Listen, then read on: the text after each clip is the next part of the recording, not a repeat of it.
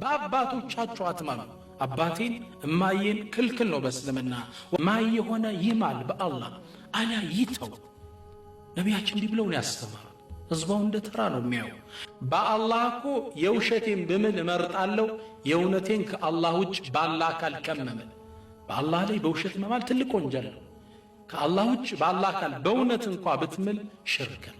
ወንጀልና ሽርክ ደግሞ አይገናኝም። አይ እንዴት ዲኑን እንደተረዱት ሐታ እስልምና መሐላን እንኳ ማብዛት አይወድም።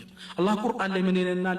ወህፈዙ አይማነኩም፣ መሐላችሁን ጠብቁት። አይ ላ ተሕሊፉ ኢላ ዐንደ አልሓጀቲ ወፊ ሓለት አስስድቅ። ወህፈዙ አይማነኩም ማለት የግድ ከሆነ ማሉ አሊያም የእውነታችሁ ከሆነ ዘውጭ መሐላ ማብዛት እስልምና አይወድም። እንኳን ከአላህ ውጭ ባለ አካል ልትመል አላህ በፈለገው ይምላል። ወሸምሲ ወዱሓሃ ወልቀመሪ በፀሐይ በጨረቃ ይምላል። ተአምራቶቹ ናቸው።